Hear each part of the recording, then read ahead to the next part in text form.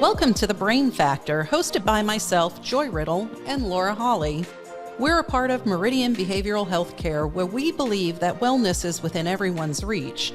This podcast is a conversation about what research-based protective factors look like in real life. Our hope is that you'll walk away with something that you can use in your own life and have had some fun with us along the way. So let's get started. Hi, and welcome to The Brain Factor. I am Laura, and this is Joy, and we are, I hope you are, very excited about today's episode. This one is going to be super fun. We are going to talk today about the idea of happiness. And happiness is something that, as human beings, we are pursuing that, right? Yes. We value it. Yes, we love happy. Pursuit of happiness is even in our Constitution, right? So culturally, we definitely value that, right? But it seems to be like, I've always felt that it was this sort of elusive, like, how do you really even wrap your arms around it? How do you really talk about like a study of happiness? What is it? What is that, right? And you have found some things on what that is that's going to really help us wrap our arms around that. So I am super excited to hear about all the exciting things you have to share. So what is happiness, Joy? Oh, happiness is this wonderful thing that, again, has some research behind it. That's exciting. So that's always exciting. It was very interesting to me when I looked into this a little bit more, and I saw that positive psychology, like all the things that we talk about or thinking about, our mental health in terms of things that are good and wellness and mental wellness and that type of thing. I've only been talking about that for 30 years now. It's like crazy. 30 before everything had to be put into, treatment or disorder. Mm-hmm. And that just was mind-boggling to me when I was like, oh, well, yeah, it's only been an open conversation for not very long. Yeah. And I think what's interesting about that is like, generationally, right? Mm-hmm. That's long enough for a generation to really embrace it. Yeah. But then there's this disconnect of like, this isn't a new concept, but then yes, it is, right? So like the generation that's embracing some of these concepts and positive psychology and some of the things we've talked about, we were raised by people who that was not a thing for, right? No, you did the grind. Right. And what made you happy is that you could go to work and pay your bills. Right. So and now we're looking for more. And we're looking for more. Yeah, right? We're looking for more. How do we find it, Joy? So there's these ideas on happiness and positive psychology. Yeah. Positive psychology, which is where this happiness, was born from. So at its simplest level, it's that people can live happier lives by focusing on their strengths and their virtues. Okay. Yeah. So it's laid out that there are 3 levels to this. So there's the good life, or the pleasant life is the first level. So where you're very comfortable and you're positive about your past, present, and future. You're focusing on things in that arena. You're working out, you're happy, you're healthy, you're optimistic about the future. Okay. So then you get the good life, where you lean into some signature strengths, and there's like actually a whole survey that you can I know that take. one. Yeah, that you can find out what your strengths are, and that can bring you the gratification that you're looking for when you apply those strengths. And then there's the meaningful life, which is where you have these virtues, and it's the highest level of happiness. So the way I see it, and I'm interpreting it, is these are cumulative. So you get your pleasant life, then you can lean into your good life, and then if you're really fortunate, you can get into this meaningful life and participate in things that are much larger. So there's like a formula for happiness. There's a formula. That's exciting. I know. Well, you know what? One of the things, because I have so many questions about this for you, but one of the things that I want to point out is, we're big fans of like, oh, there's research, there's evidence, right? The reason is because that means it's teachable and learnable, right? Yes. And attainable. Yes. So this idea of like, oh, I'll never really find happiness, or it's elusive, right? When there's research and science behind there being a formula, or there being like components that we can work on, like, 3 levels. Yo, that 6 is virtues, empowering, right? 24 strength. All right. So I got that. So let's unpack it, because you said that this was cumulative, right? So the foundational piece is that you said is the pleasant life, you said. Yeah. Okay. So past, present, future, having sort of a good connect, a good feeling, sort of being in a good place with all of those. What does that look like? Like someone's actual life in a Yeah, day. like how would I know if I had a pleasant I guess life? you've got this family that you're happy with, and you've got these kids, maybe they're messy, maybe they're not, but overall you're really happy with that. Okay. So it's like You're satisfaction. also, satisfaction. You also you might have some friends or some social things or different types of things. Maybe you belong to a junior league or something like that, where you are having this just like, I hate to say this, but this really pleasant life. Right. You're That's why it's called a you're pleasant happy life. with the, yeah. You're happy with the things that have happened. You're not toxic about the past. I mean, and nobody's sitting there with like, everything has always been rainbows and butterflies for me, and I've never experienced anything bad.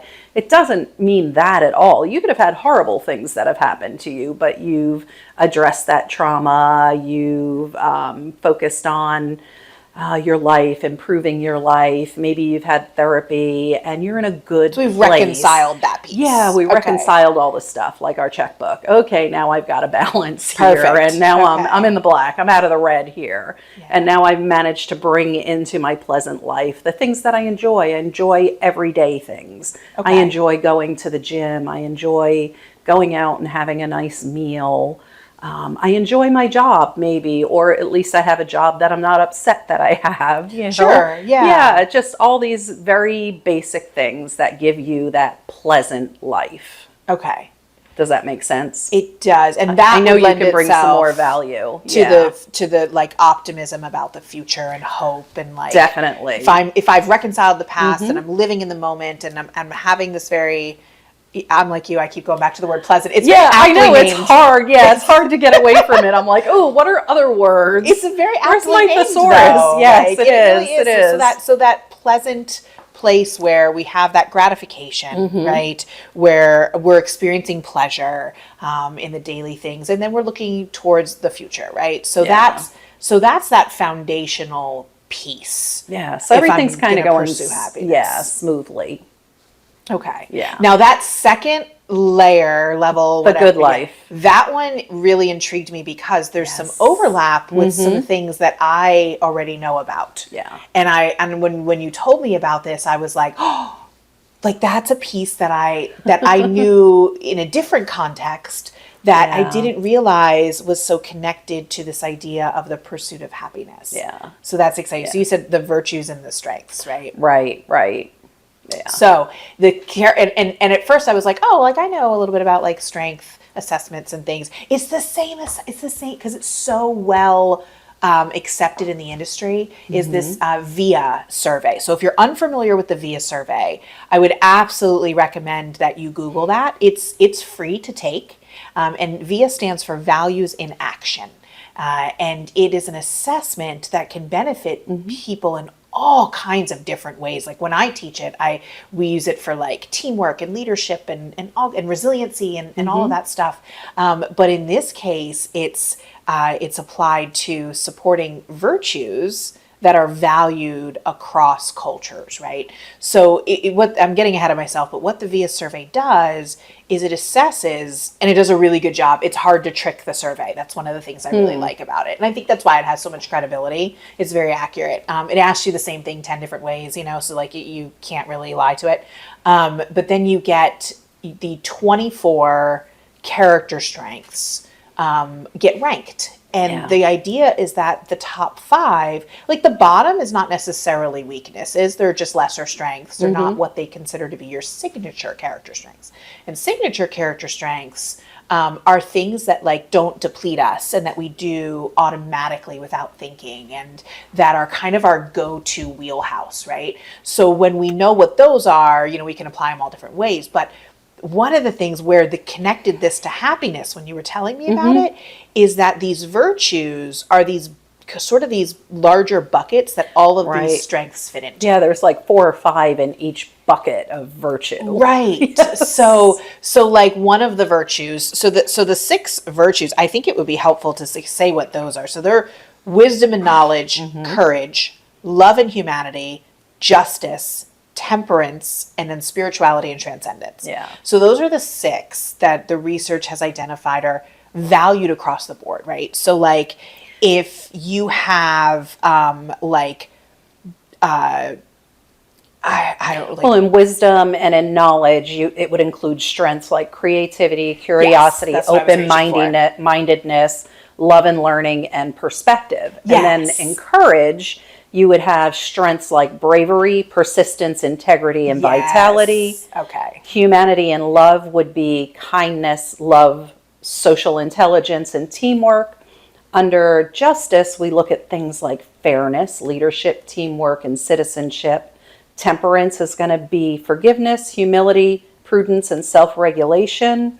And in spirituality and transcendence, it's going to be appreciation of beauty, gratitude, hope, humor, and spirituality. And you can see how in those groupings, those strengths tie directly to the virtues. value, the Yeah. virtue. So what happens when you take the survey and you get your top 5 signature character strengths? It's not going to be grouped like that, right? I'm sure it's not. This is a Yeah. very lovely piece of I know, article that I like, read. all of them Yes. are there. But this is exactly how But it what is. does happen Yeah. is that like 3 of them or 2 of them, usually it's like 3 end up actually being in the same bucket or under the same virtue, right? So for this study of happiness, what I'm understanding with kind of what you told me offline is that like that's where if I go, oh, you know what? 3 of my top 5 signature character strengths happen to be in the wisdom and knowledge bucket. They support the wisdom and knowledge virtue, which is a virtue that is valued across cultures, right? Which is part of the formula, if you will, to happiness, is part of my second layer of the good life. Yeah. So I'm gonna place a little bit of a higher value on those in terms of like, I'm gonna cultivate those. I'm gonna learn how to exercise those, how to use those. I'm gonna value those.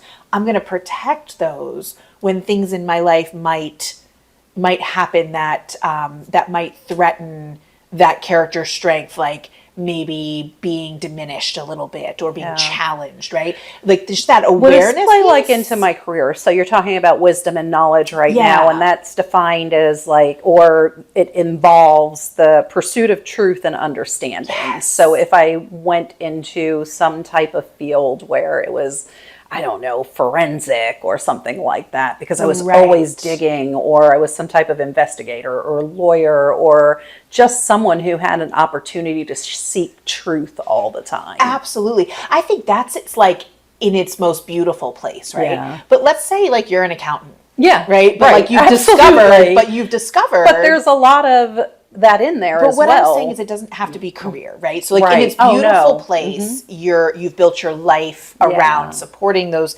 strengths and exercising those and supporting those virtues. But let's say you take this survey and you stock shelves, right? Like that's what you do. And you're like, oh, I'm a truth seeker. I'm creative, right? Yeah. So like make your hobbies be that. Yeah. If you're going out on a Friday night, do an escape room, right? Like literally just like exercise those muscles in whatever ways make sense for your life so that we care for those and we cultivate those, and help build up those virtues. So like that awareness and that taking care of it, that's that meaningful life piece, right? So how do we know, like, what does a meaningful life look like? What is the example of that? Like, how would a person say like, okay, I've kind of nailed that second layer. Yeah. I think for meaningful life, which is the third layer. Correct? Oh, I'm sorry. I'm talking about good life. Like, oh, okay. Yeah. How would I know? One of the examples that I did see is for back to the pleasant life, for the good life, is someone has, say, a natural talent for playing a musical instrument. Okay. So they lean into that skill and that creativity and the different strengths that they have, and they really learn how to do that well, and then they can play and they can perform, and other people appreciate that, and that's very gratifying for them. Awesome. Yeah. Okay. Yeah. Yeah, that makes sense. So that, and that speaks to what we were just saying, that it could be a career, it could be a hobby. It just, Yeah. but just do it. Yeah, do something you love doing. Yeah, that you have that strength for, and take that via survey. So I think we can put the link on the screen or in the notes, and the producer is nodding, so that's good. That's a good always sign. a good thing when a producer agrees with you. I'm just guessing over here, just making promises and guessing things. But yes, so we'll make sure that link is available. You're probably looking at it right now. But that, again, it's free. You have to create a free account, but they don't spam you. They really don't. And then it'll dive a little bit more into other ways, not just the happiness way, but like ways in which you can use that knowledge that you get of yourself. And self-knowledge is always like such a powerful thing. Yeah. Whether we're making choices about who we want to spend our time around, or what we want to spend our time doing, or just even how I can be of value, right, in my community or in my organization. Well, when you say how I can be of value in my community, leads me to level 3, the meaningful life. Oh, look at me, Because leveling up. a little leveling up there. So you can experience kindness and leadership and that type of thing. But if you think about something very simple and probably very needed in your community, you could be a mentor. Yeah. For a Take Stock program, or I can't think of the names of the programs that do Big Brothers, Big Sisters, just different organizations like that, and mentor a child, and that would bring meaning into your life. Oh yeah, very much so. Yeah. So that's a way, like, even if you're still that accountant and you're crunching the numbers, and accountants are great. So nothing wrong with that. I apologize. I grabbed Yeah. And then I just grabbed onto what you said. But that's a way to bring meaning by volunteering. Sure. Maybe you're not a philanthropist and you can give $1 million, but you can be a philanthropist of your talents. Yes. Yeah. And Oh, you I can love that. be a mentor, you can volunteer somewhere, you can just like help someone. So that next layer of the meaningful life it sounds like you're saying, is like the application piece. Like, I'm in a good place with the pleasant life, right? Yeah. Like I'm straight. Like, I'm my pleasant. past, I got the my good present. things going on. Yeah. To me, that almost seems like, not to go backwards, but that almost seems like everyone's sort of basic understanding of happiness. Like, I feel good. Yeah. Right? But it also sounds to me like, without moving through the other layers, that's going to feel unfulfilled. There's not really going to be that depth of that fulfillment of your life without really like identifying those strengths, those virtues. And then what I'm hearing you say is then applying them in service of other people, of something greater. I think that's really exciting. And it's exciting that there's a formula. I think it's a really cool formula. And I think when we talked about this a little last night by text message, maybe I was like, so this is like a video game. And I got to level up.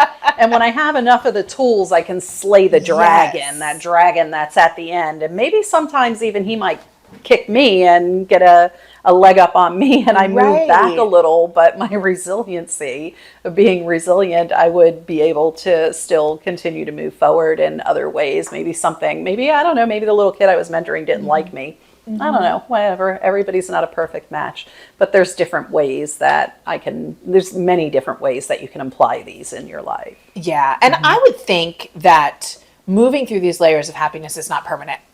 Right, I would think like, if you're at meaningful life, and don't think you're good. Right, right. Like, you gotta make an effort to stay there.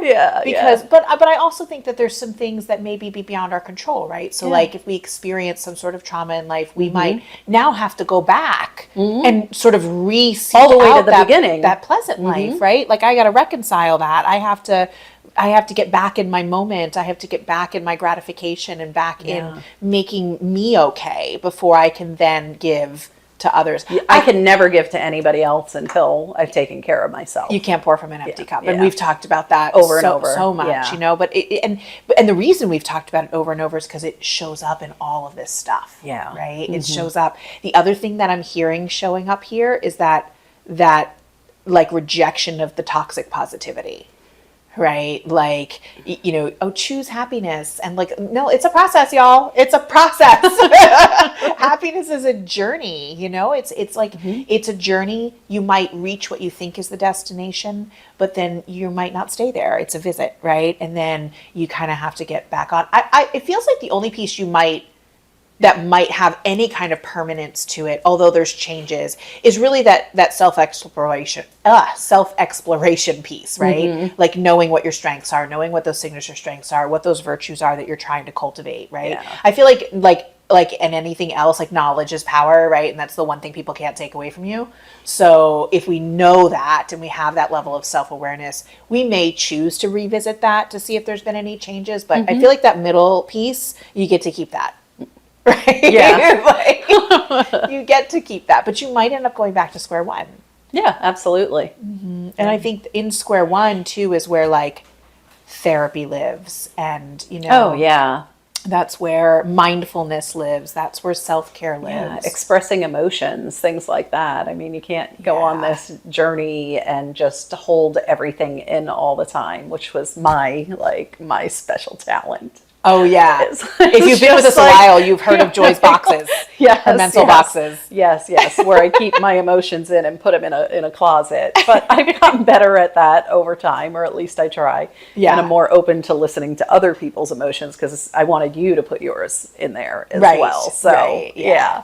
Well, and I think that's that service to others piece, and I think there's so much freedom and power in knowing that it's a journey. Yeah. Right, because that means I'm going somewhere with this. Yeah. And that there's a roadmap, that there's a GPS for it, I think is very cool too. Yeah. So Well, I think just doing this podcast is kind of like meaningful life. And I had someone reach out to me yesterday and said, hey, I'm really worried about this thing that's going on. I'm having imposter syndrome. And I was like, yay, We did a not for you. podcast on that. Yes. And that's how they knew about that. yeah, Yes. And I said, well, and I was able to text back and say, well, let's think about, the evidence against what's going on right now. You've done all these things, all these different times, and you didn't know anything before, and you've been successful at everything. yeah. So this podcast kind of is like a meaningful. Well, what you just did life. there was you Yeah. took one or more of your signature character strengths that fall under the wisdom and knowledge, right? And you used that in service of someone else. Right. Yeah. Absolutely. Y'all, Joy is happy. She has found happiness. So you guys go out and do the same. There's links, there's stuff to lead you to those surveys. And we appreciate you joining us. Thank you so much. We'll see you next time. Thanks for listening to The Brain Factor. Joy and I are so thrilled to be having these needed conversations. We'd love to hear your feedback on this episode, so if you could drop a comment or leave a review with your thoughts or any requests that you may have, it would be appreciated. Don't forget to like, subscribe, and share with your friends. Living a healthier and happier life starts with one step, and we're excited to be on this journey with you. Until next time.